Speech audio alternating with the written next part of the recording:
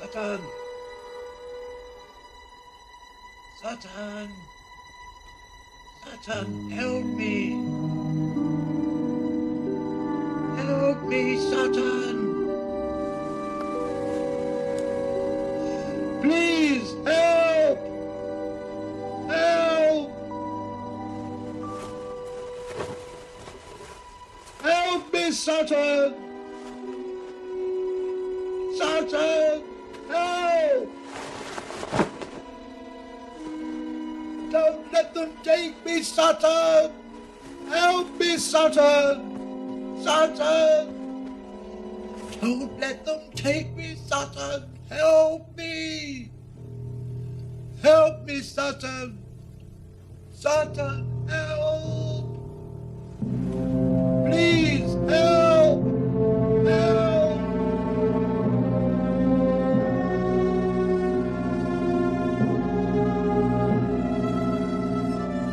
Help me! Help me, Satan! Satan! Satan! Satan! Help! Help me!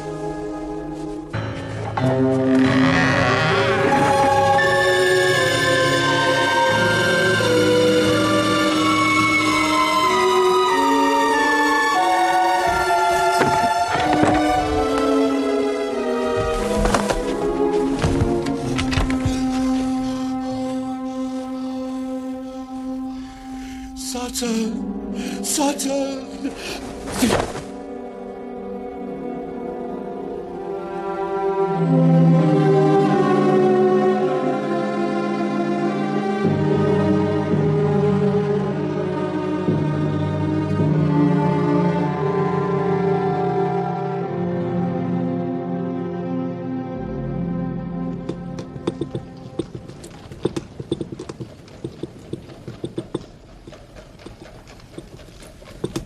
You mustn't take it so badly, Holmes. What? Well, I know it's inconvenient, but you really mustn't let it affect you like this. Whatever do you mean?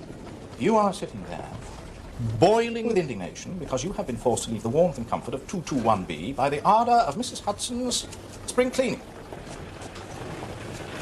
Oh, my dear Watson, however did you deduce that? By simply applying your methods, Holmes. Indeed. You'll agree that you are not here for either a shave or a haircut. That is true. How did you know? Because you invariably shave yourself, and you are patently not due for a haircut for another 2 weeks. Correct. And you left our rooms in some haste. You are without either your gloves or your cane. Go on. Well, I know that Mrs. Hudson has been trying to complete her spring cleaning all day. Now, you have been sitting there, frowning, eyes tightly closed, grinding your teeth, and all the time your fingers have been drumming like pistons on the arm of that chair. So, given all this evidence, even I cannot fail to deduce that you have quarrelled with our good housekeeper and sought refuge in the sanity of the barber's shop. You cannot deny that I am right. Ah, Watson, you could not be further from the truth. I am here to get our good barber's advice as to this specimen of hair found at the scene of the bloody misadventure last Tuesday in Deptford. Oh, come along, Holmes. You're worried about something. What you perceived as agitation was indeed the most intense and tranquil enjoyment. My eyes were closed because I was trying to recall as vividly as I could the concert that we attended last night. You were grinding your teeth. That is because I made a slight error in my recollection of Joachim's fingering in his cadenza. In the third movement of the Beethoven Violin Concerto.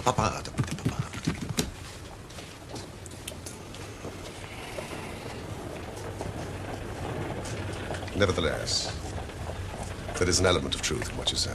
Ah!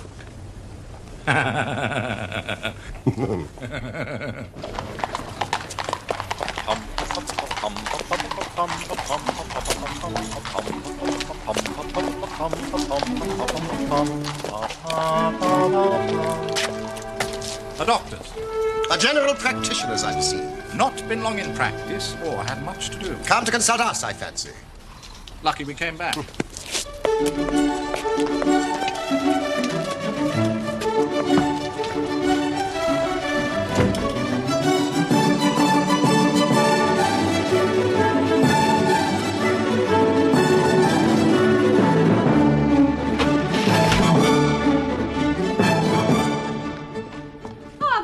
Thank you, Mrs. Hudson. Doctor. This is my friend and colleague, Dr. Watson. Pray, resume your seat and tell me how I may serve you. Well, I am indeed a doctor. My name is Percy Trevelyan. I live at number 403 Brook Street. Aren't you the author of a monograph upon obscure nervous lesions? Well, yes, but I so seldom hear of the work, I thought it quite dead. By no means. My publishers give me a most discouraging account of its sales. You are yourself a medical man. Retired army surgeon. My hobby has always been the study of nervous disease. I should, of course, like to make it an absolute speciality. But a man must take what he can get first. However, this is beside the question. And I do appreciate, Mr. Holmes, how very valuable your time is.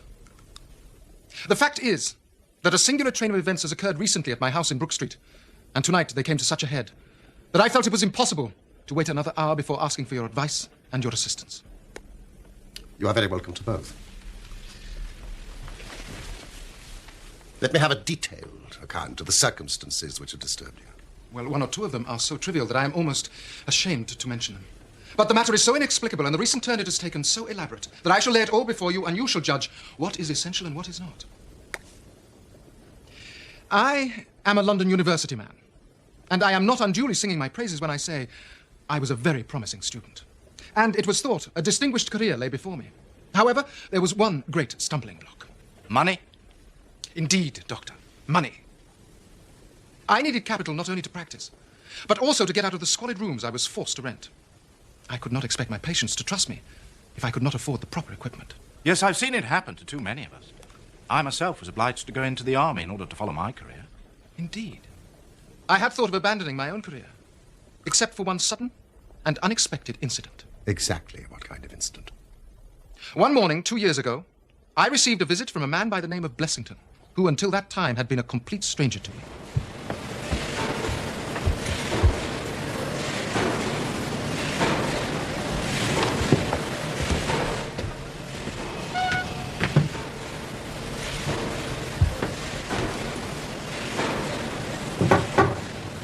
Come in.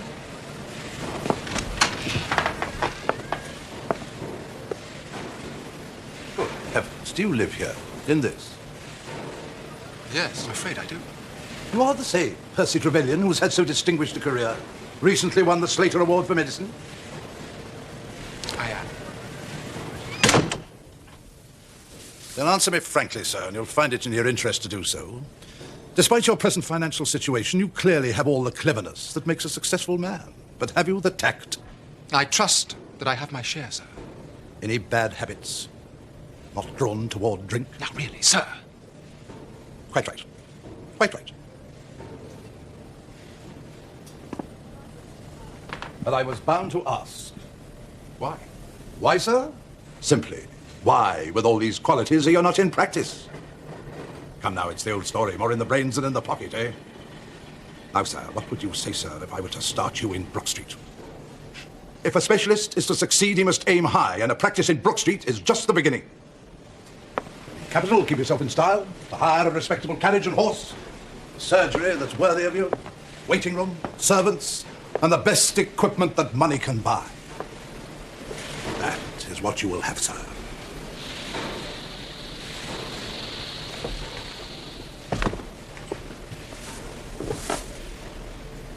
But why? It's just like any other investment, safer than most. And what am I to do? I'll tell you. I will take the house, furnish it, pay the maids, and run the whole place. All you have to do is to wear out the chair in your consulting room. And then you hand over to me 3/4 of everything you earn, and keep 1/4 for yourself. Now, what do you say to that, sir? Do you agree? This, then, Mr. Holmes, was the strange proposal with which Mr. Blessington approached me. I will not weary you with how we bargained and negotiated. But it ended with my moving into the house next quarter day and starting in practice on very much the same conditions as he had suggested.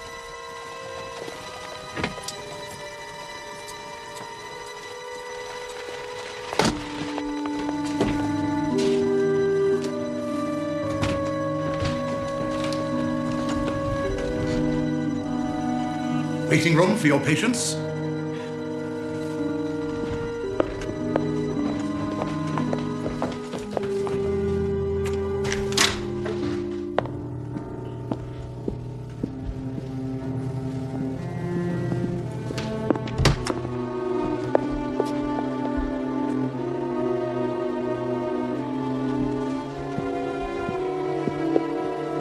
your consulting room.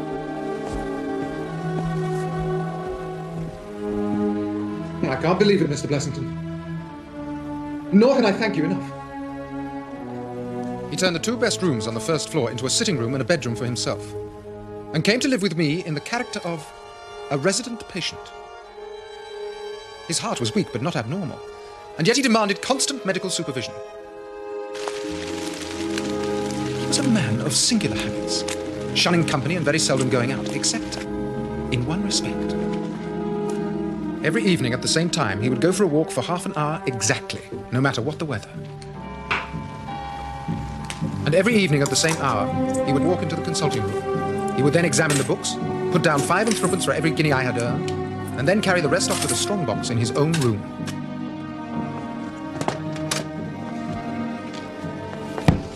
I may say with confidence, Mr. Holmes, that he never had occasion to regret his speculation. From the first, it was a success. And during the last 2 years, I have made him a rich man. So much, Mr. Holmes, for my past history and my relations with the resident patient, Mr. Blessington. It only remains for me now to tell you what has occurred to bring me here tonight. Some weeks ago, Mr. Blessington came down to me in, as it seemed to me, a considerable state of agitation. Dr. Trevelyan! Dr. Trevelyan! Dr. Trevelyan! Dr. Trevelyan! Dr. Trevelyan! Dr. Trevelyan, sir! Mr. Blessington, calm yourself, sir. Calm myself! Calm myself! But, my dear sir, have you not heard of the burglary? Burglary? Where? No, not here, sir, not here. But it could have been. It could have been. Within a week, the whole house had become a fortress of bolts and bars and locks. Are you sure these bars are strong enough? They'd be strong enough for the Bank of England, sir. Mr. Blessington. When I questioned him upon the point, he became so offensive that I was compelled to drop the subject. At first, Mr. Holmes, I thought he merely sought to protect his strongbox. But then, I suspected that it was his life he was protecting. From then on, he stopped going out altogether. He had continually out of his windows and kept himself locked in his room in what I can only describe as a state of mortal dread.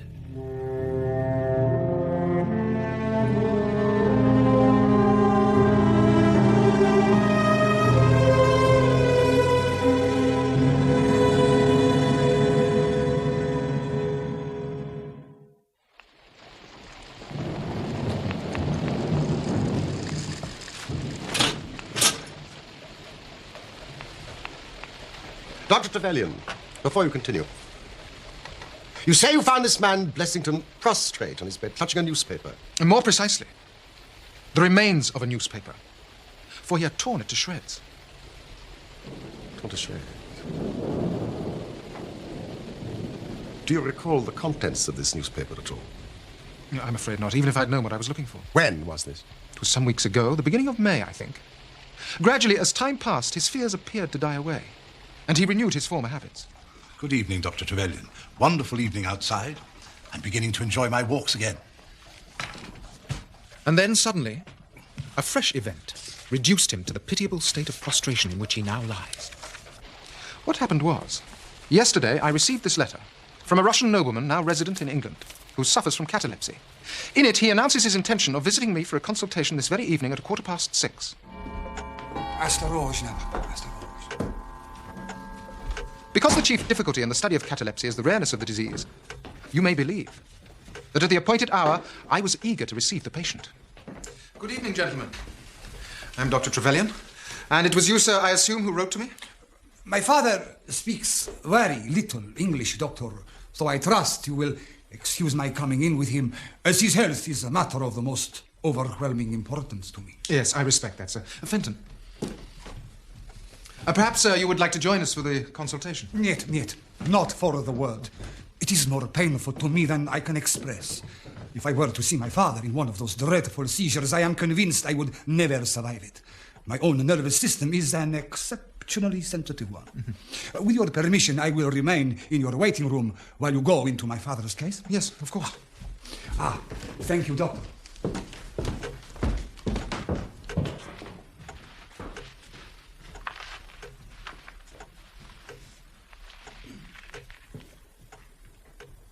Thank you, Fenton. Now, sir, I hope you will forgive me if if I ask you a few basic questions. And first, can you tell me your age? 67. And apart from catalepsy, would you say you are physically sound? Normally, do you have good health? No headaches? Abdominal pain? Any pain at all?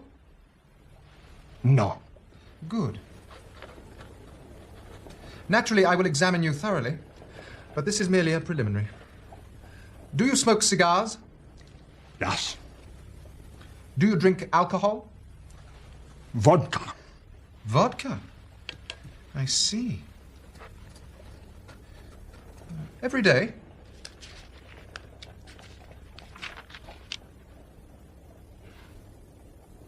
My God. I didn't expect it.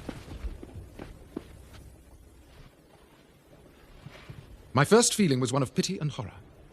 My second, I fear, was rather one of professional satisfaction. There was nothing markedly abnormal in his condition which had harmonized with my former experiences. I had obtained good results in such cases by the inhalation of nitrite of amyl, and the present seemed an admirable opportunity of testing its virtues. Now, sir, I believe you can hear me. I shall be back directly, rest assured.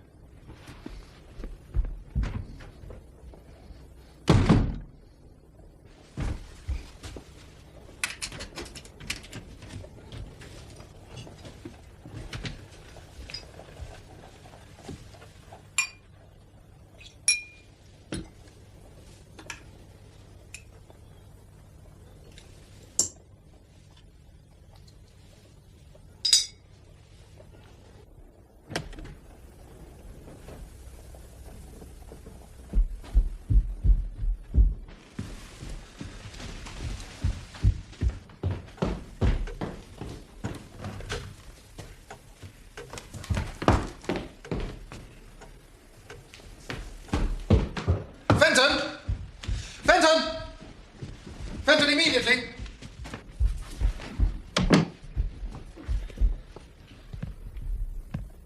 Fenton, the two gentlemen you showed in less than 15 minutes ago, did you see them leave? Leave? No, sir. Are you sure? I'm positive, sir.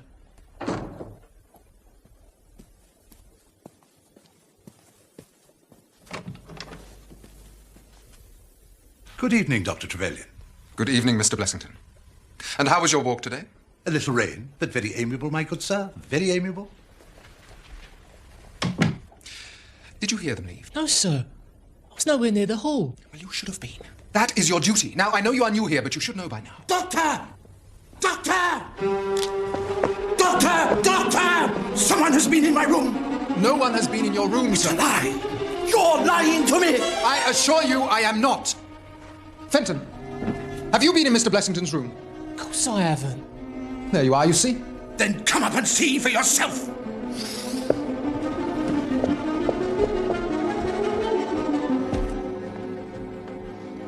Now, sir. Look at those! You telling me that they're mine? Well, at first glance, they do appear to be too large for yours. Of course they're not mine! I always remove my galoshes at the front door! Has anything been stolen? No, but that's not the point! Nothing has been stolen. My privacy has been invaded by a stranger. Is that not enough?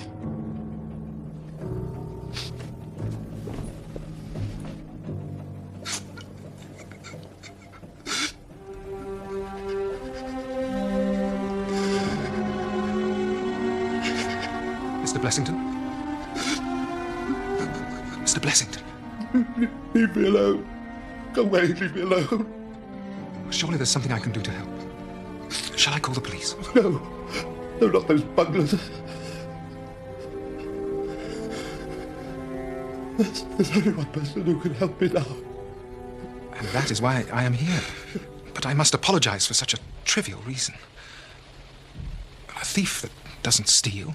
Did he ask for me by name? Oh, yes. Then let us be on our way.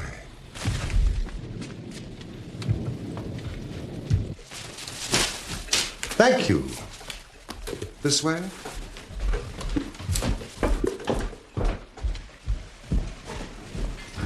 Stay where you are! I have a pistol, and I give you my sir? Do you not recognize me? Is that you, Doctor? Yes, of course it is me.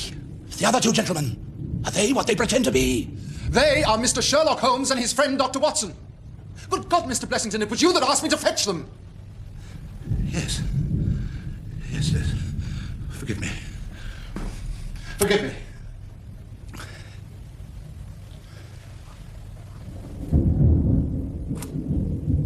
Gentlemen, do come up. I'm sorry if my precautions have annoyed you. Good evening, Mr. Holmes. I'm sure I'm very much obliged to you for coming round. No one has ever needed your advice more than I. No one. I expect Dr. Trevelyan has told you of this unwarrantable intrusion into my rooms. Why, Sir, Mr. Blessington, who are these two men? Which two men? I don't know them. Then why do they wish to molest you? Molest me? You can hardly expect me to answer that. You mean that you don't know? Come in here, please. Just have the kindness to step in here.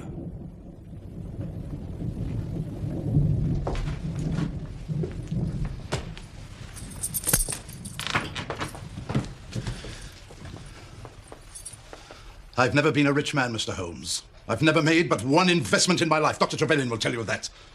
But I don't believe in bankers, sir. Never trust a banker, Mr. Holmes. Never. So between ourselves, what little I have is here, in this strongbox. So you can understand what it means to me when unknown people force themselves into my rooms. Mr. Blessington, I cannot possibly advise you if you try to deceive me. Deceive you? But I've told you everything. Good night, Dr. Trevelyan. Mr. Holmes! No advice for me? My advice to you is to speak the truth.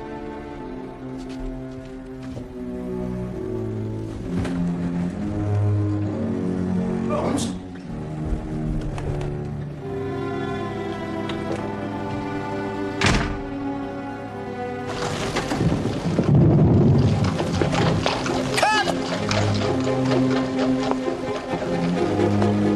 Holmes, I can read in a man's eye when it's his own skin that he's frightened for. Yes, but why did you call him a liar? Because I am certain that he does know who these men are. Cab! The young Russian penetrated to Blessington's rooms while his confederate kept the doctor from interfering. And of course, catalepsy is a very easy complaint to imitate. Yes, I know. I've done it myself. Holmes? Yes. Might there be one alternative? Grotesquely improbable, no doubt, but still just conceivable. Might the whole story of the cataleptic Russian his son be a concoction of Dr. Trevelyan's, who, for his own purposes, has been in Blessington's room? But did you see the footprints on the stair carpet? They were square-toed. Quite unlike Blessington's, which are round, and an inch and a third longer than Dr. Trevelyan's. I think we can sleep on this, Watson. But I should be surprised if we do not hear from Brook Street in the morning. Good night. Night, old fellow.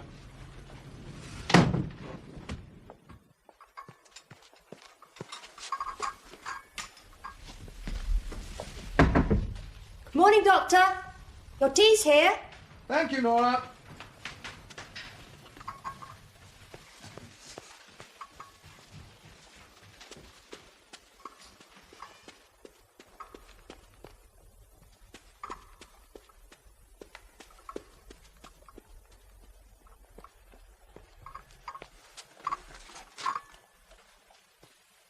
Mr. Blessington, your breakfast tea.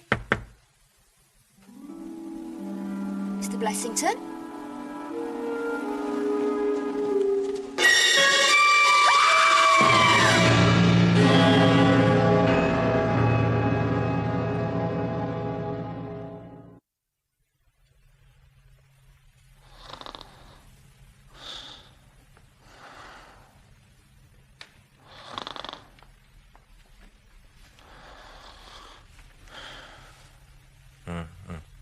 Watson. Get dressed quickly. There's a cab waiting for us. Why? What's the matter? The Brook Street business. Any fresh news? For God's sake, come at once, P. Trevelyan.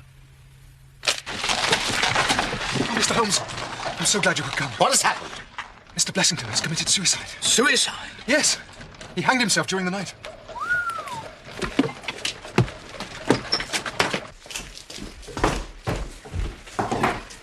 Has the body been touched? No. Where's the page? Nowhere to be found.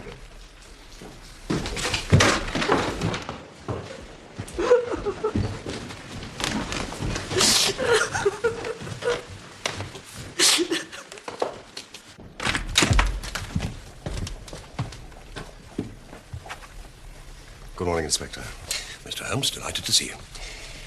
Now, please take a look. We were just about to take him down.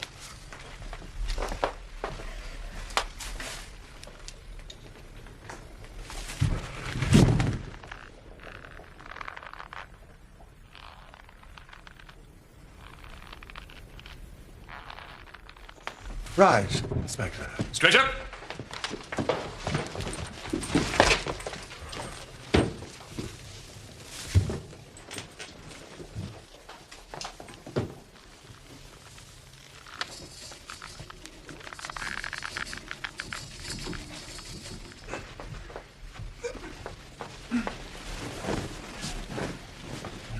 Well, that'll be all. Have you heard of the events leading up to this affair? Yes, Dr. Trevelyan has told me something of them. And have you formed an opinion? As far as I can see, the man was driven out of his senses by fright. The bed has been well slept in. There was his impression deep enough for all to see. It is about 5 in the morning, you know, that suicides are most common. That would be about the time that he hanged himself. Seems to be a very deliberate affair. Yes, from the rigidity of the limbs, I'd say he'd been dead about 3 hours. Thank you, Watson. Noticed anything peculiar about the room? There was a screwdriver on the mantelpiece, and he seems to have smoked heavily during the night. I found these in the fireplace.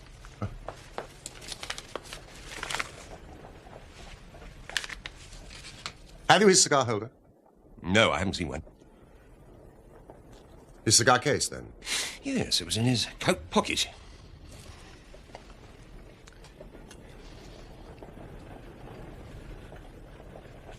This is Havana. And these others are the cigars of the peculiar sort which are imported by the Dutch from their East Indian colonies. They're usually wrapped in straw, you know, and are thinner for the length than any other brand. I don't suppose you've read my monograph on cigars and cigar ash. Well, No, of course not. Thank you. These have been smoked with a holder, and these without. These have been cut by a not very sharp knife, and these have had their ends bitten off by a set of very excellent teeth. There were 3 men here last night. Good heavens. But nothing was stolen, so what were they doing here? That is what we have to find out. How did they get in? The same way we did, through the front door. If the door was barred in the morning... Then it was barred after they left. Well, how do you know that? I saw their traces. If you will just give me a few moments, Inspector, I may be able to give you some further information.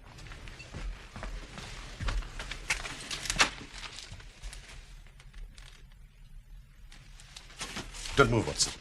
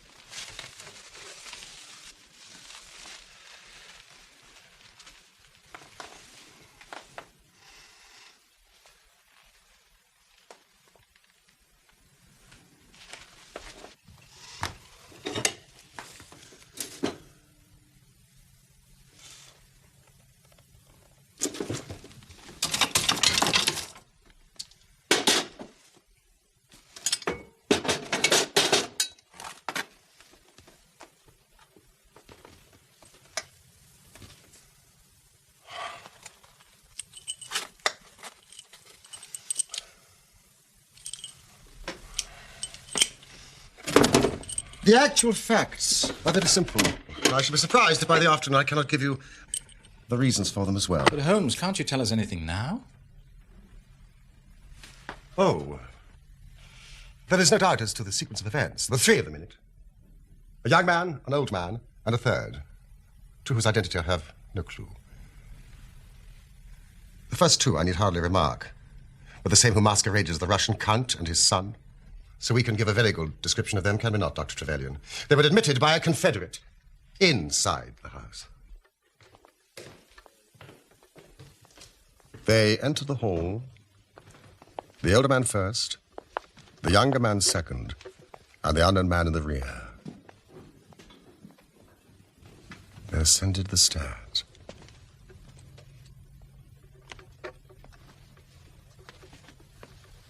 With the help of a wire, they forced the key. Even without the lens, you can see where the pressure has been applied. On entering the room, the first proceeding must have been to gag Mr. Blessington.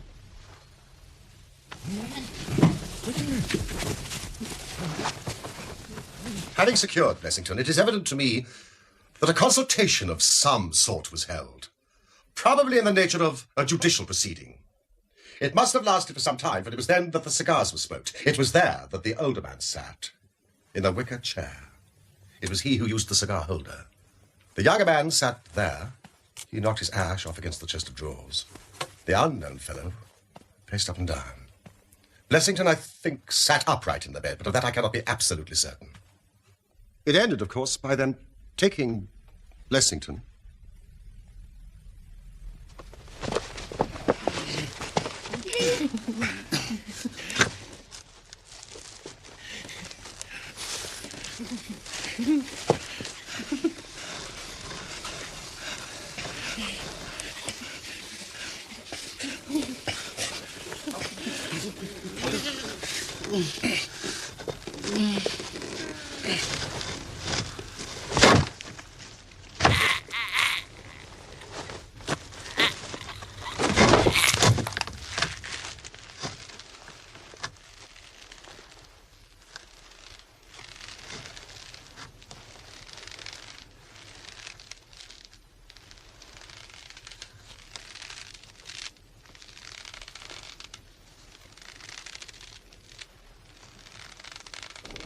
Now, this matter was so prearranged that it is my belief that they brought with them some sort of block or pulley to serve as a gallows. Oh, yes, a gallows, Inspector. This was a revenge ritual. What an extraordinary story. But what proof? I'll have it before the day's out. You haven't explained about the screws and the screwdriver. Oh, that was to fix up the block or pulley. But when they saw the chandelier hook, they naturally saved themselves the trouble. Now, Inspector, I suggest that you immediately make inquiries about the page and arrest him. Certainly, Mr. Holmes. I will be back here a little before 3 o'clock. Good day, Chief.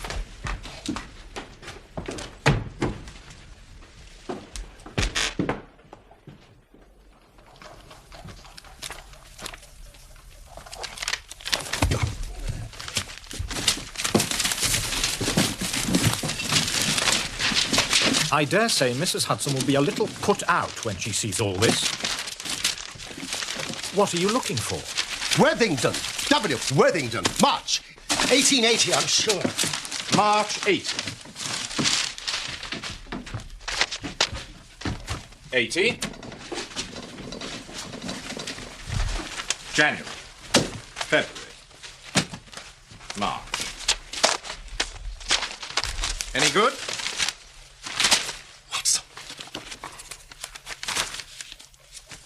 Blessington.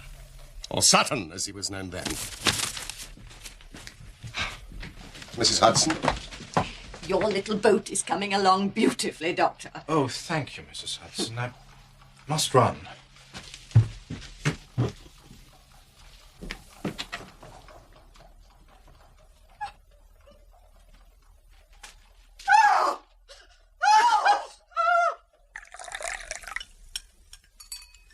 Oh, thank you. Dr. Trevelyan, any news, Inspector? Yes, sir, we've got the page. Drinking his earnings 2 streets away. And I've got the men. You've got them? Or at least I've got that identity.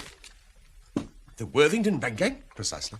Well, Then Blessington must have been Sutton. Exactly. Well, that makes it clear as crystal. Not to me, I'm afraid. Dr. Watson, would you... You may have heard of the great Worthington Bank affair. There were 5 men in it. The 3 who were in this room, a 4th named Cartwright, and Blessington.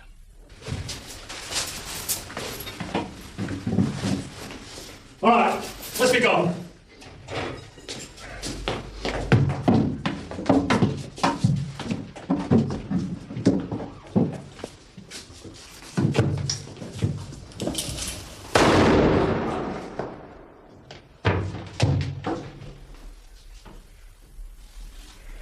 It's a hanging job now. Only if someone squeals.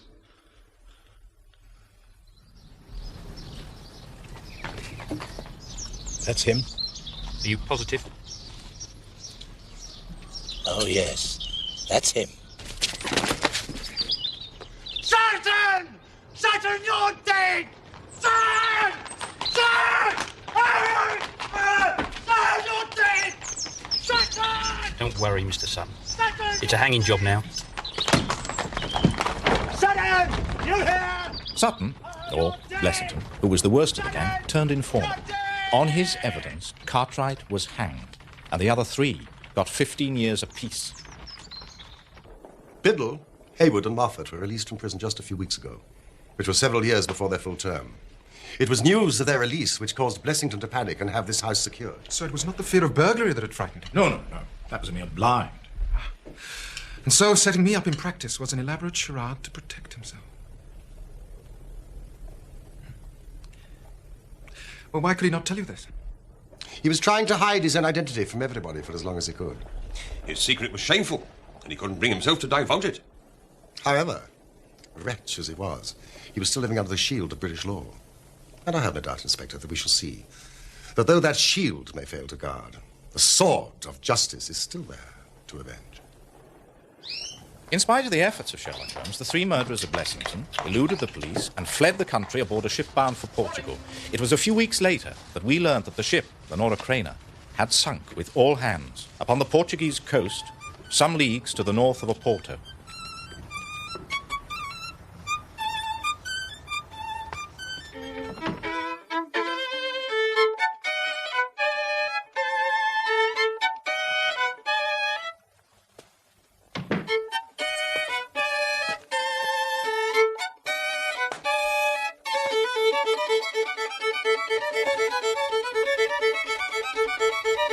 Holmes! What's wrong? Well, it's just that I was going to spend the day writing the case of Dr. Trevelyan while the facts are still fresh. Oh, I mean... Oh, I understand. Thanks awfully. It's just that it is difficult to concentrate otherwise.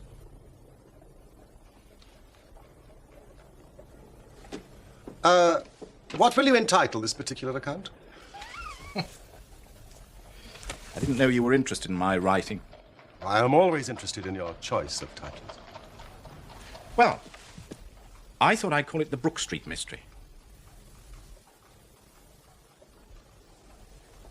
No? Well, I myself would prefer The Resident Patient. But please do not let me influence you. Brook Street Mystery. No doubt would suffice.